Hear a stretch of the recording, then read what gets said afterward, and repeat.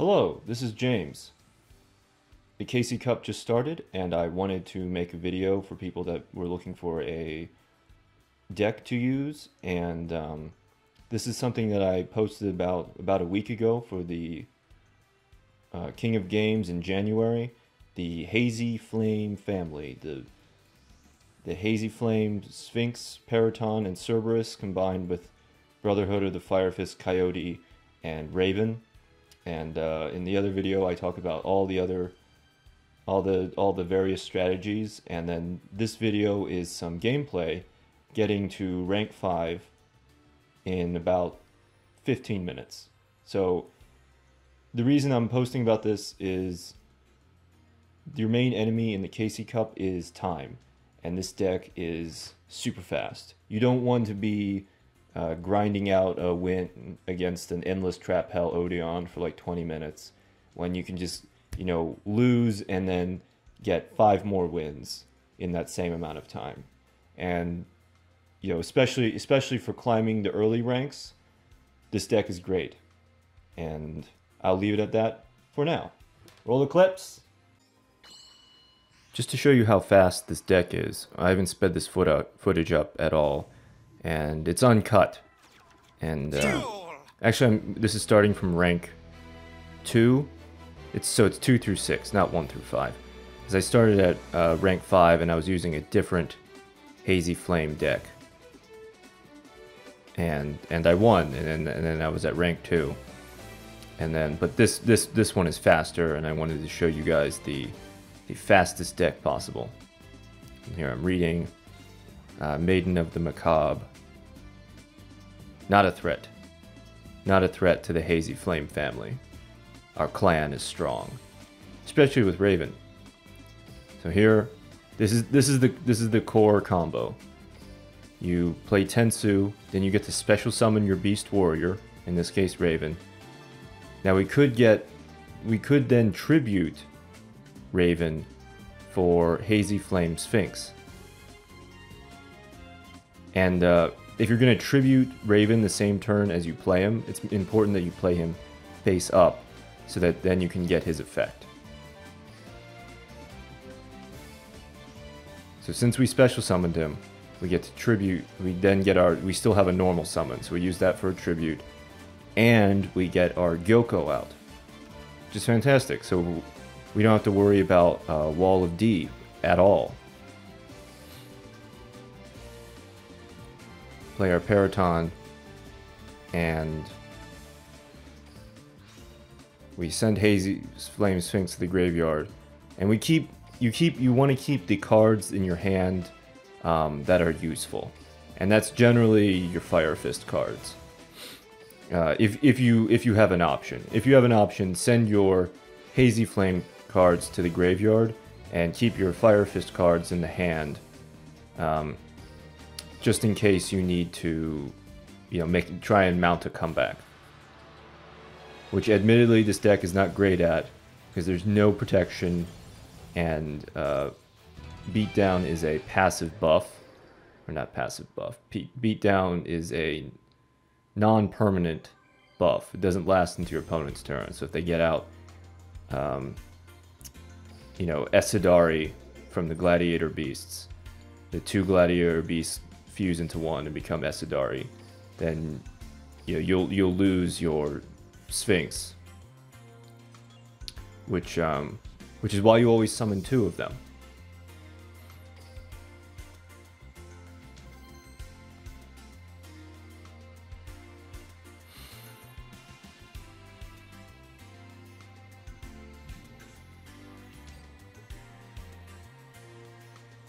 T of the J. I wonder what that name means.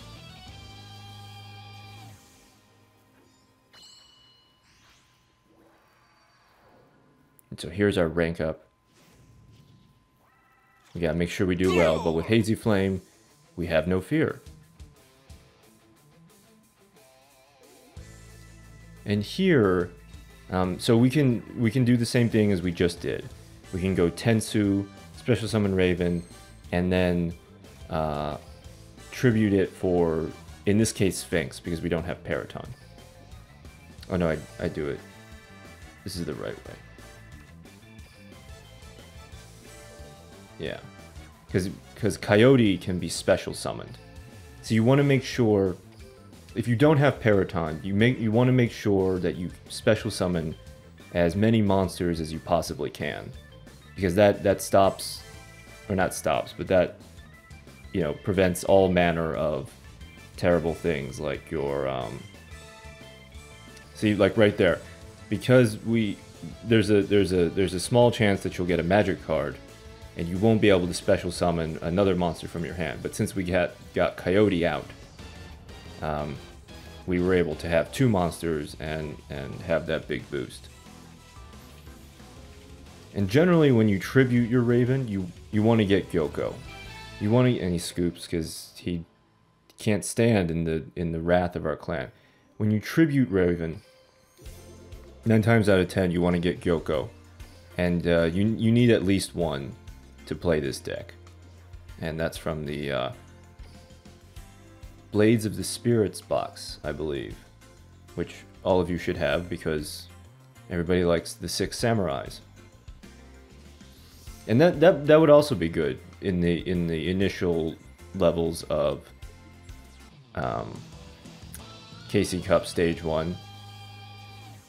The samurai combo just rips through their monsters, but that require, you need great shogun. You need like 1 or 2 shogun Shiens for that to happen. Now here, we don't have a great hand. We don't have any of our Ravens. We don't have any of our Fire Formation cards. So we're gonna use the Naked Cerberus. Naked because there's nothing around him. He's just alone in the wild. But that's alright.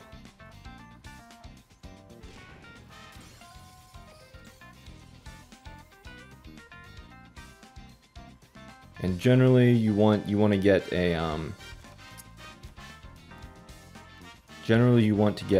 Paraton if you don't have it. In this case, I got another Cerberus because I'm trying to thin out the deck because I want to get a Raven or a Tensu, right? You know, a 6 in 15 chance.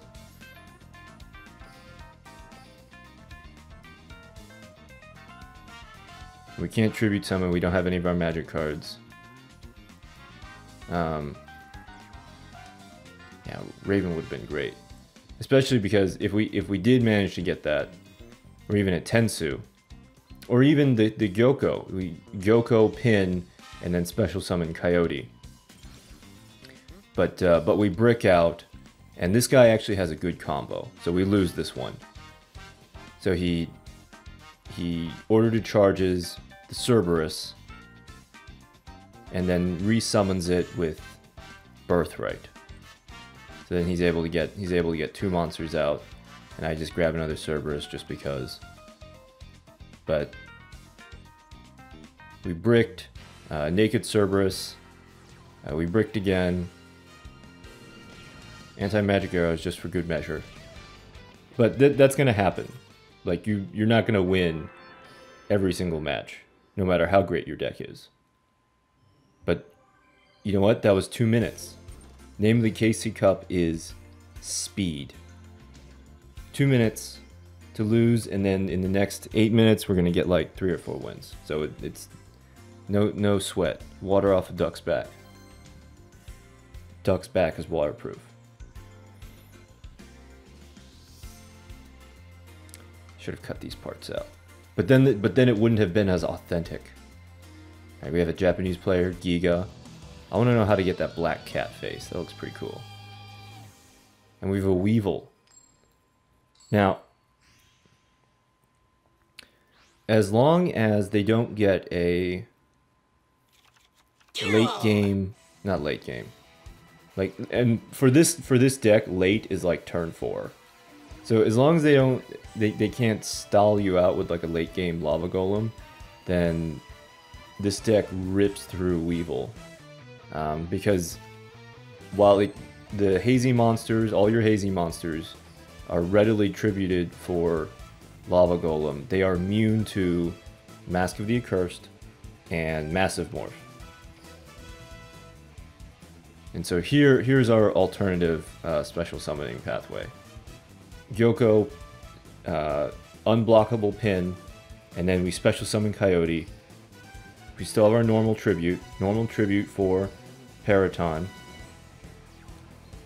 And then activate Paraton's effect for Sphinx.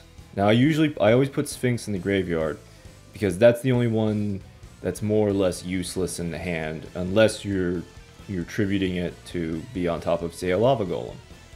But yeah, you want your Fire Fist for sacrificing for Paraton's effect. You want your Fire Fist monsters, and then Cerberus, and then like your second Paraton. But Sphinx, if it's in your hand, is usually like the first to go. Because your Hazy Flame monsters, you're generally not tribute summoning them except for Paraton and except for Sphinx if you don't have Paraton. Usually they're getting special summoned from the grave or the hand. I always pick the grave because it's just good to keep cards. It's just good to have cards in general. Have control of cards. So they're generally getting special summoned by the effect of Hazy Flame. See, if he had drawn a Lava Golem, it maybe would have been different, but he didn't. Because this deck is fast. It doesn't let the opponent draw into outs or into their weird combos. It's just one and it's done.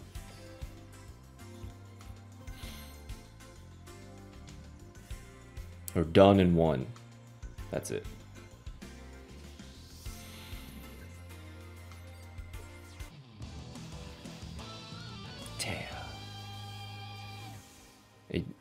A dual standby Taya. So this is for rank 5. But it's a 30 card deck, so I'm not overly sure what this is, but we have a fantastic hand. Now why is this great? Because we have our Raven, we have our Paraton, and we have fuel for Paraton, which is Sphinx. We also have a Tensu. And then we also have a second Tensu. There's only 5 magic cards in the deck.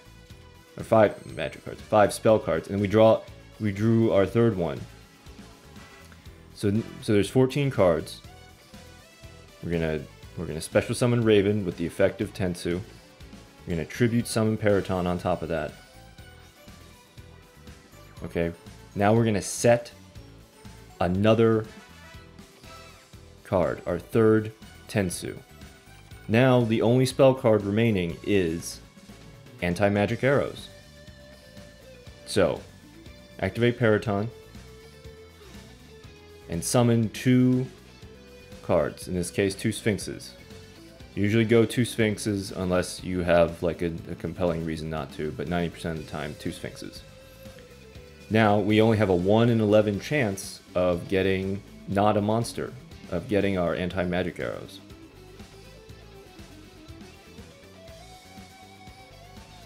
And here we just go ham, max out. This is the maximum possible attack. Well, without Coyote. Coyote gets an extra 100 on top of this. But usually you want, it would be 2 Sphinxes and a Coyote. You want as many Sphinxes as possible in case one dies. But what was that? That was like 1 minute. And most of that was just waiting for Taya to do stuff.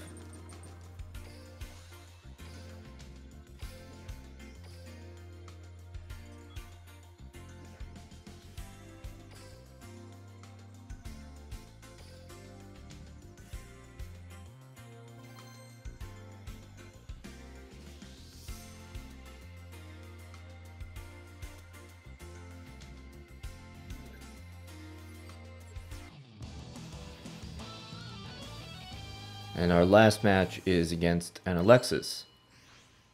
And whenever I see Alexis, I think Cyber Angel, but this is 30 cards. So I'm not super sure what's going on. I think she plays Maiden of the Macabre.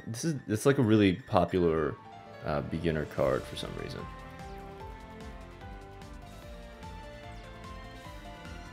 Set.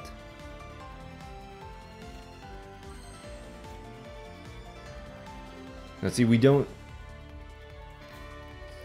have our Tensu, so then we can special summon Coyote. Now see, this is kind of interesting. It's like, it's a 50-50 on breaking my combo, but you get the Cerberus, and we get to special summon our Coyote.